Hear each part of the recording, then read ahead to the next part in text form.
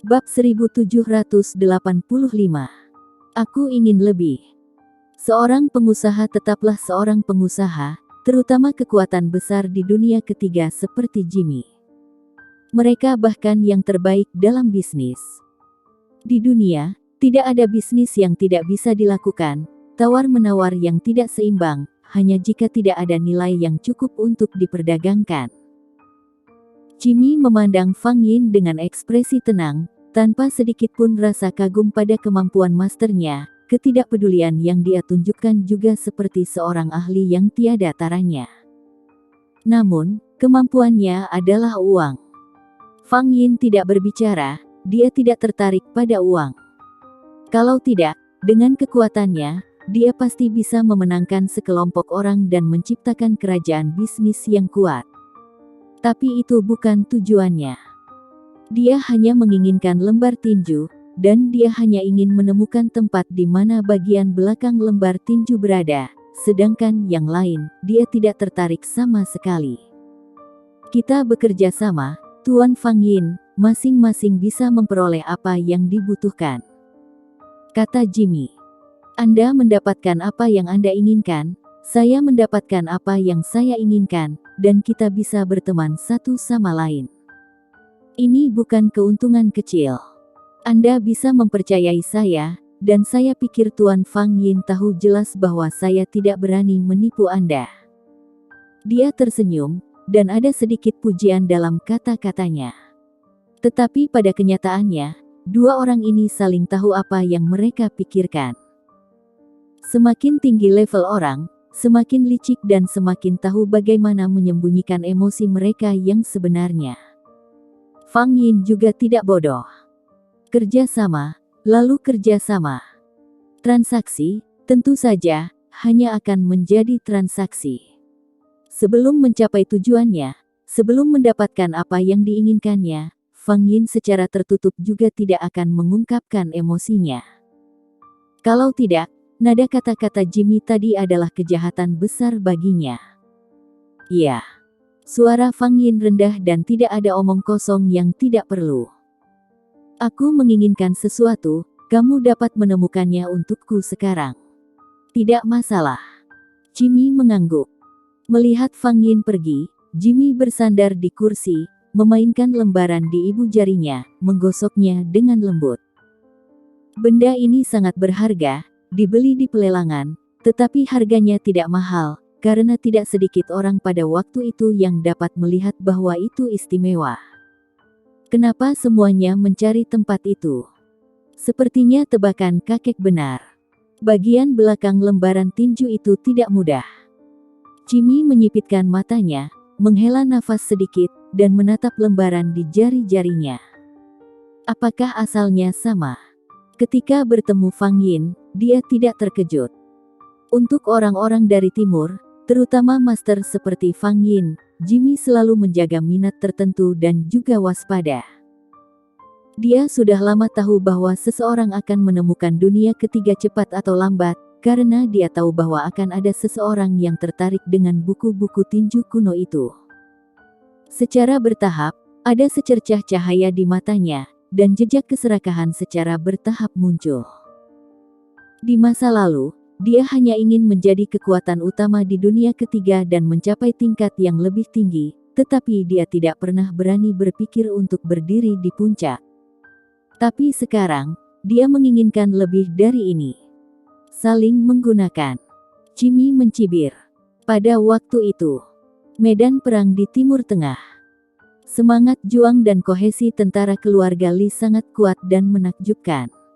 Apalagi setelah beberapa kali pertempuran, itu membuat moral mereka seperti pelangi. Pembangunan infrastruktur tidak berhenti seharian, gedung-gedung menjulang dari permukaan tanah, tidak butuh waktu lama untuk menyelesaikan pembangunan infrastruktur ini. Di sisi lain, 10 kapten tim dengan hati-hati memilih elit tim mereka dan menyerahkannya kepada Brother Zen untuk pelatihan. Mereka pikir semua orang akan bisa bertahan, tetapi pada hari pertama, sudah tersingkir setengah.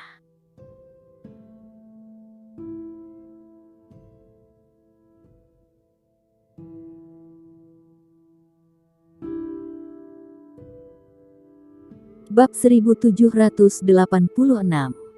Dominasi Zen. Kapten unit ke-6, hampir pingsan. Dia pergi berlatih secara langsung, memaksa diri hingga sangat lelah sehingga dia hampir mati karena dehidrasi, dan saat ini dia masih berbaring di tempat tidur untuk mengambil oksigen. Itu saja. Zen dan lain-lain juga berkeringat di dahi mereka, tetapi mereka bernapas sangat lancar. Dibandingkan dengan pejuang yang hampir memuntahkan paru-paru mereka, itu benar-benar berbeda. Kamu tidak memiliki nada yang besar sebelumnya, bisakah kamu tetap melakukannya? Kekuatan seperti kamu, masih ingin menjadi petarung khusus. Bermimpi. 3000 push-up. Jika kamu tidak bisa melakukannya, mundurlah segera. Siapa yang akan membiarkanmu beristirahat? Akankah musuh membiarkanmu beristirahat? Berdiri dan terus berlari. Kamu harus bisa melakukannya. Jika kamu tidak melakukannya, kamu akan jatuh. Tidak apa-apa, bukan? Hanya itu akan ditertawakan, tidak tahu malu. Tentara bayaran itu, hampir semuanya muntah darah. Tidak hanya harus menanggung batas fisik, hampir semuanya berada di ambang kehancuran dalam kekuatan dan kemauan fisik, tetapi juga harus menanggung kata-kata Zen dan yang lainnya. Ini jauh lebih tidak nyaman daripada stimulasi fisik. Serang laki-laki tidak boleh mengatakan bahwa mereka tidak bisa melakukannya. Bisakah kamu melakukannya? Nomor 5 berjongkok dan menatap batis yang menopang tubuhnya dengan jari-jarinya dan melakukan push-up. Bisa. Batis meraung, seluruh tubuhnya tegang, dan setiap inci ototnya bergetar dengan cepat. Bisa. Teriak kelima lagi. Bisa. Mata Batis keras, dan dia hampir kehabisan tenaga untuk mencegah suaranya lebih rendah dari yang kelima.